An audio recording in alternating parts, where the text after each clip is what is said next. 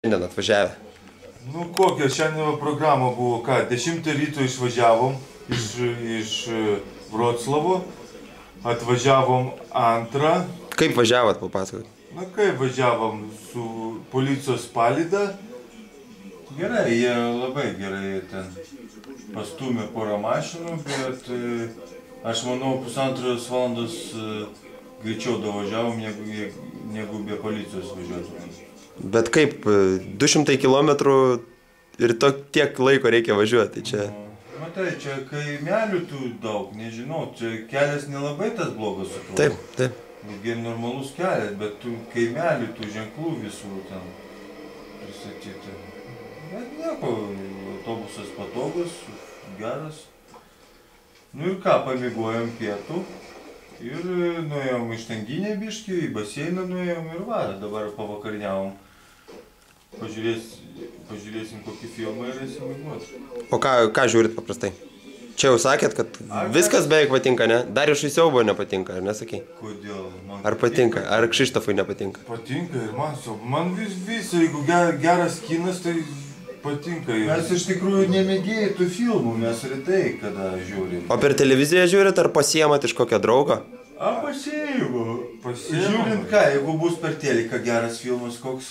O kas daugiausia filmų turi rinktiniai? Yra koks nors vienas, kas... Toks filmų manas? Jo. Ne, visi ten.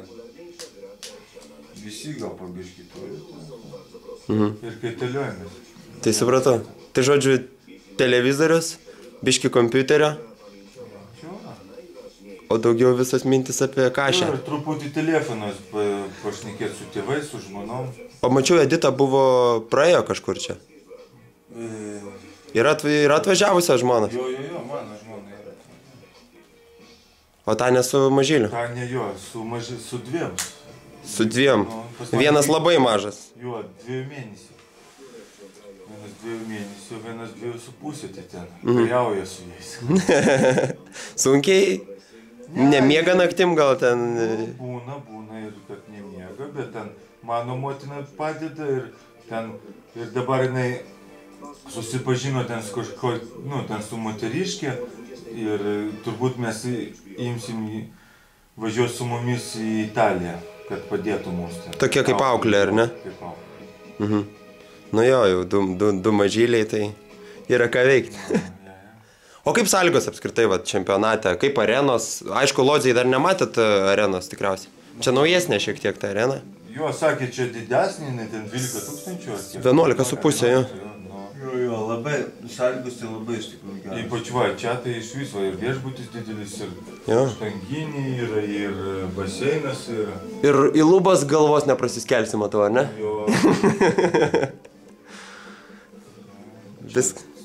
Tas centras yra toks geras ten prekybos centras. Pavalgyti galima ten ko nors kavos nueiti išgerti. Jo, ir kažkoks tai ten kinas irgi. Bet dabar, kaip sakoma, nuo rytojaus prasideda vėl rimtas darbas. To 2 treniruotės turim. O gerai, kad šiandien buvo ta laisva diena. Reikėjo tos laisvos dienos? Tai nu kaip tu galvoji? Nu, ta prasme, kitos rinktinės, tarkim, Lenkai, Turkai, jie treniravosi šiandien? Ispanai, nesitreniravo. Ne, tai ir mes irgi treniravomės savo norų, nuėjom iš Tanginės. Kurie norėjo, bet... Jo, kas norėjo, mes visi ten nuėjom, kas norėjo. Bet pravalyti smegenis nuo to krepšinio gal biški ir gerai, ar ne? Tai aišku, reikia. Rytoj bus visą dieną pasirašymui. Analizuosim, kaip servi ten šitie slovėnai. Ir poryt į kovą.